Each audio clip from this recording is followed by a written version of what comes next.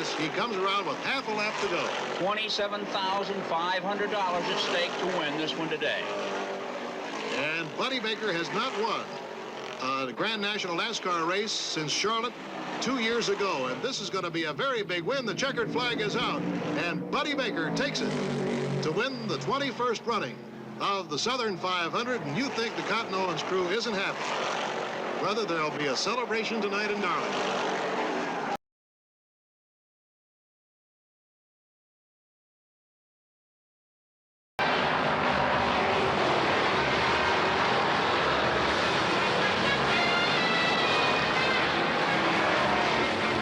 Here he is out of the fourth turn onto the tri-oval and screams his Dodge Charger under the checkered flag.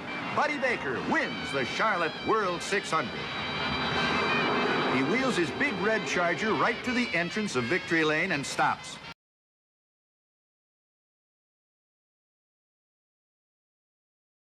Out of turn 2, and that Hemi is still wound up and pulling away from the pack.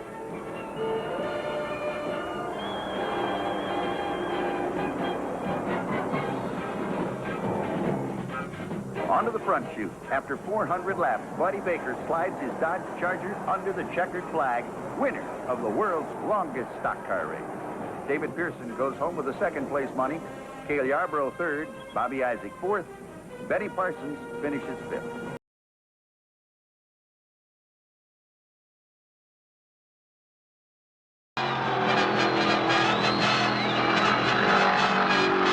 $25,000 on the win spot. Both cars are wound to the limit.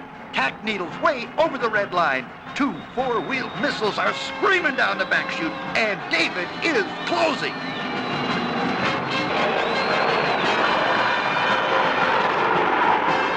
Now into turn 4. There have been 52 lead changes thus far. David Pearson is trying desperately to make it 53.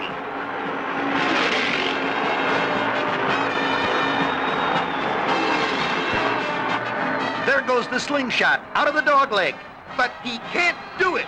Buddy Baker wins the 5th annual Winston 500. David Pearson has to settle for second. Dick Brooks takes third, and Darrell Waltrip finishes fourth. Half a lap to go. Baker still deployed in first, the persistent Petty second, then Petty starts to reel Baker in.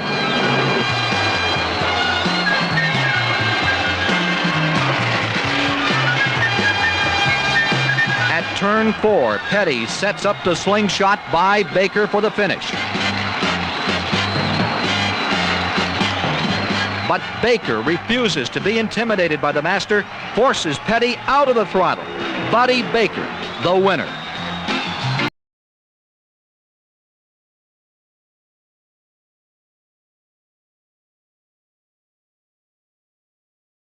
Faster than the overall 500-mile record by the late Mark Donohue at Indianapolis in 1972 at 162 miles per hour.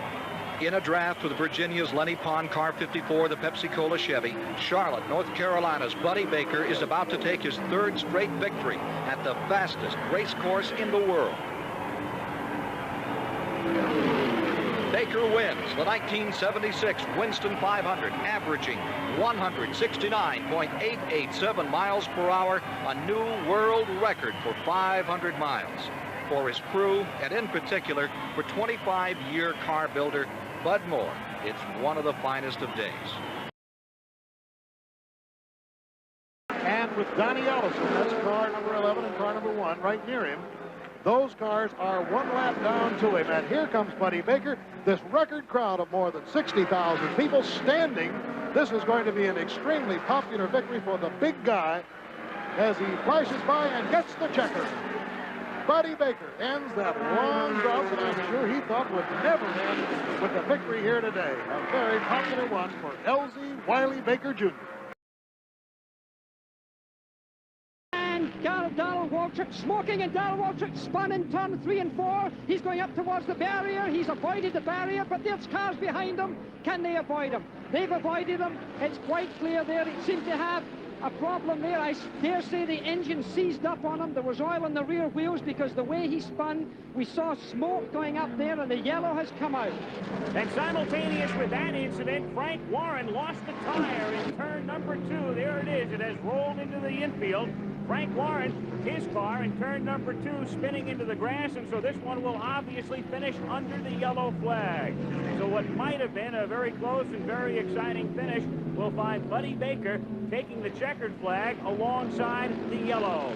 With 1 lap to go right now, Baker taking the white flag, and it will wind up with Buddy Baker capturing his 2nd Grand National race of 1979. Buddy Baker, who had been in a slump for a while, there is the overall point leader, Darrell Waltrip. His chances for a 5th win on the season circuit dashed today as he instead limps back to the garage after the incident between 3 and 4. Here comes Buddy Baker, the crowd of nearly 63,000 at Michigan International Speedway saluting him as he crosses the finish line, the winner of the Michigan 400. Chris Economaki will be in victory lane to talk with Buddy Baker when we come back.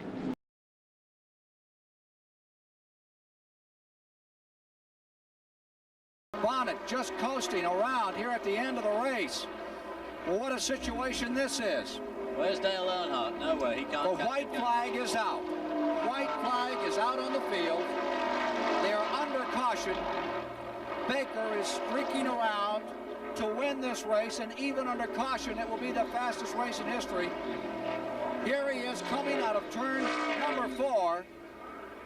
And after all those years of effort, all those heartbreaks, the 1980 Daytona 500 waving like mad as he crosses the line. Buddy Baker has done it, but not without a heart stopper just at the finish as the caution came out. Buddy Baker has pulled it off. 200 laps completed, waiting for the time. It all comes down to this. 2 drivers, a few feet apart, at 200 miles an hour. Blaze down the backstretch, ready to blitz the 3rd turn. Earnhardt moves to the inside. A lapped car. He has to back off. Buddy Arrington just slightly in his way, but there is room and there is time for still another assault by Dale Earnhardt. The short straightaway to the tri-oval, toward the finish line. Earnhardt comes to the inside. Baker gives him room. Baker opens up the inside. At the line, Baker wins it. Buddy Baker, by less than a fender, as his son Brandon watches, wins the Winston 500. The lion's share of $315,000 goes to Baker, and the Silver Fox, number 1, David Pearson, concludes the race in 3rd. It cost him that flat-out running that brought him into the lead, probably made the difference between his being able to finish and not finish. That is incredible, but of course it catapults Buddy Baker into an absolutely clear lead. Bill, he's unthreatened by anyone at this point. So Buddy Baker, who has yet to win the Firecracker 400, looks like he is going to come in if he can keep it together. And this would be there. There it is. Checkered flag for Buddy Baker. And there's a big puff of smoke down that main straightaway. Somebody blew. But it's not going to bother Buddy Baker. He officially has come across the finish line with the checkered flag. Out of a chance to win. Waiting to see. What an amazing last lap. It proves one thing, that until you come by and get that checkered flag, boy, you just can't let up a second. And I'm sure it wasn't anything that Terry Labonte had any control over, Sam.